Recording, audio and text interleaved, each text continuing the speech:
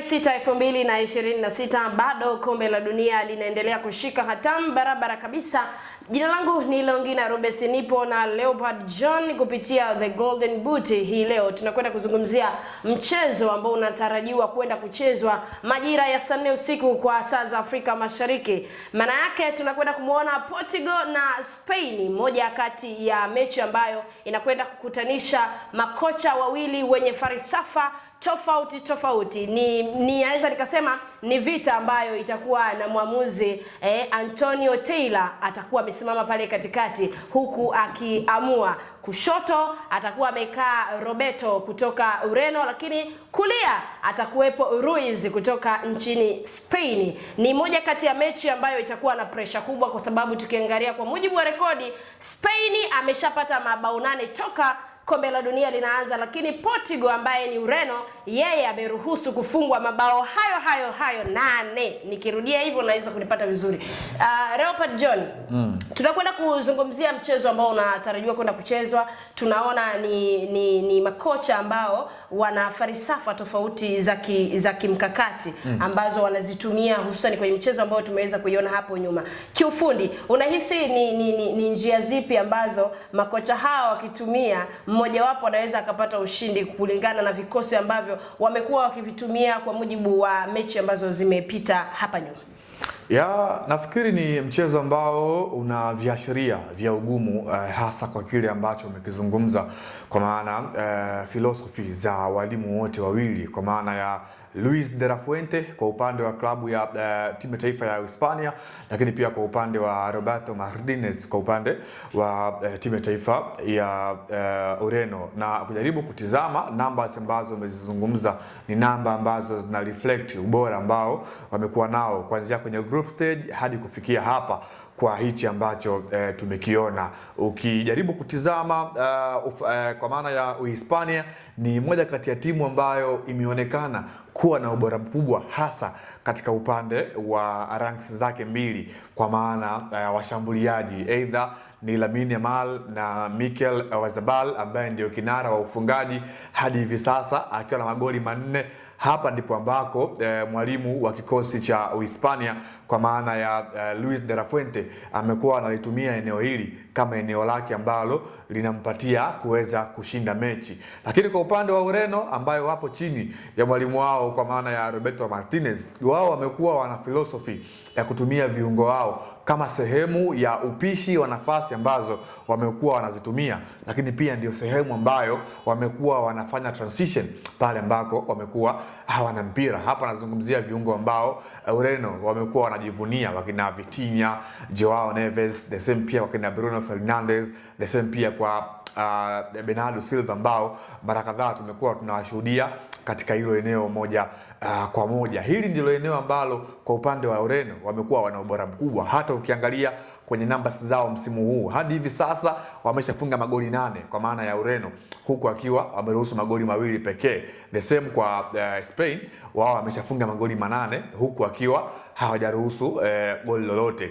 Kwa hiyo ni mechi ambayo tunategemea kuweza kuona ule ushindani wa hizi timu mbili ambazo zinatokea katika bara moja, kwa maana bara la Ulaya, na kimsingi katika upande wa sanaa ya kiuchezaji wamekuwa wanafanana kutokana na the way ambavyo wamekuwa wana falsafa zinazoendana, hasa katika ile natures, kwa maana asili ya bara ambalo wote wawili wanapotokea moja kwa moja. Tukiachana na uzoefu wa michuano hii ya kombe la dunia, lakini tukiangalia pia uzoefu ambao wako nao wachezaji kutoka hizi timu zote, nikimaanisha Ureno na Spain, moja kwa moja unahisi ni endapo wachezaji wa kongwe maana yake nikimaanisha Ureno na Spain, uwepo wa wachezaji wa kongwe kwenye vikosi hivi viwili vinaweza vikabadilisha matokeo yote? Of course, wanasema kijiji huwa hakikosi wazee, na mara kadhaa experience yao ndio imekuwa inawabeba sana.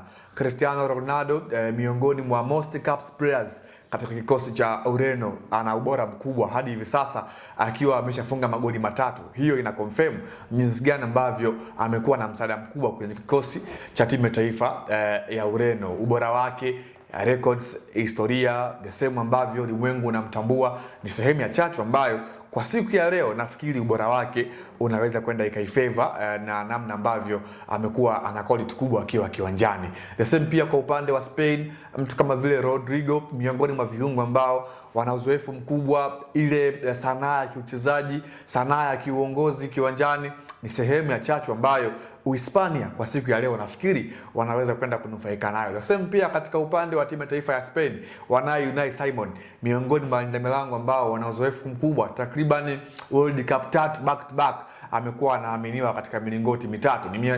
Ni sehemu ya wachezaji ambao wana contribute kitu kwenye kikosi cha timu ya taifa ya Uhispania. So ni sehemu ya nyakati ama sehemu ya moment ambazo kila timu wamekuwa wanajivunia kwa nafasi zao kuelekea kwenye huu mchezo, licha ya kwamba ugumu wa huu mchezo unaongezeka pale ambako kujaribu kuangalia head to head, kwa maana baina ya timu hizi mbili ambako wamekutana.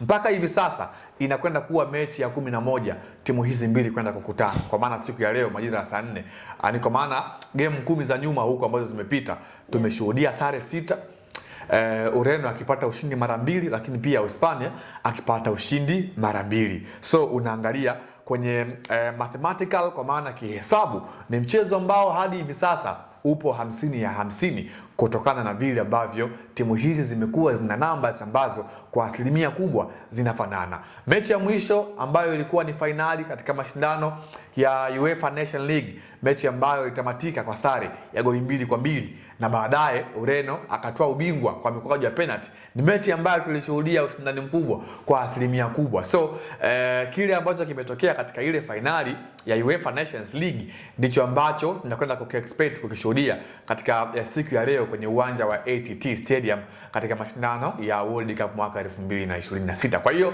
records zipo na wakongwe wana mchango wao kwenye mechi kama hizi ambazo sometimes unahitaji individual brilliant kuweza kuamua mechi moja kwa moja. Yes, tunasema ni 50 to 50. Spain 50, Ureno 50. Ninakuuliza swali la nakshi. Tunamuona kocha Ruiz anatumia sana kikosi chake ambacho alikikutanisha na Cape Verde, lakini pia ukiachana na hiyo, nimeona moja kati ya wachezaji walioitwa kwenye timu ya taifa, kwenye timu ya taifa ni wengi kutoka klabu mbalimbali ambazo zinashiriki ligi kuu ya Hispania. Lakini kwenye kila kikosi chake, tunamaanisha first 11 huwa first 11 ile huwa ambayo anaitumia kwenye mechi husika, anatumia sana wachezaji kutoka timu ya Barcelona. Kwako, kwa nini? Unahisi ni kwa nini Ruiz anatumia sana wale watu? Nafikiri ni quality players ambao FC Barcelona currently wamekuwa wana kiwango bora, wakina Pedri, Gavi, Lamine Yamal, lakini pia na wengine wengi ambao mwalimu amekuwa anawaestablish kwenye kikosi chake cha kwanza. Lakini mara kadhaa tumeshuhudia rotations na wachezaji mbalimbali kutokea maeneo tofauti. Yuko Mikel Oyarzabal ambaye nimetoka kumzungumza hapa, akina kwa maana Marco Cucurella the same, nyota mpya huyu wa Real Madrid kuelekea msimu ujao, wakina Unai Simon hawa nimetoka kuwazungumza. So ni chemistry ambayo mwalimu wa kikosi cha Hispania De La Fuente ameamua kukiestablish kwenye kikosi chake, lakini lazima apate ile teamwork, kwa maana ule muunganiko ambao umekamilika, kwa sababu faida kubwa ambayo Ureno yuko nayo katika kikosi chake ni ile pacha ya safu yake ya kiungo ambayo kwa asilimia kubwa inafahamiana. Joao Neves, Vitinha, hawa kwa asilimia kubwa ni wachezaji ambao wamekaa kwa muda mrefu kwa kikosi cha Paris Saint-Germain, wanafahamiana kwa asilimia kubwa. Ambaye anakosekana katika ile pacha ni Fabian Ruiz ambaye yeye anaitumikia timu ya taifa ya Hispania. So Vitinha na Joao Neves ni ile pacha ambayo ina maelewano makubwa, chemistry wameshaiweka, combinations plays wameshaiweka, so ile inakuwa inawasaidia individual kuweza kufahamiana katika eneo la kucheza. So kwa Spain mwalimu kutumia asilimia kubwa wachezaji wa timu ya taifa ya Spain ambao ni kutokea FC Barcelona. Nafikiri ni quality players ambayo baadhi yao wachezaji wa FC Barcelona wamekuwa nao, hasa kwa msimu ambao umetamatika, msimu ambao FC Barcelona alitoa ubingwa wa ligi kusoka pale nchini Hispania kwa maana ya Liga.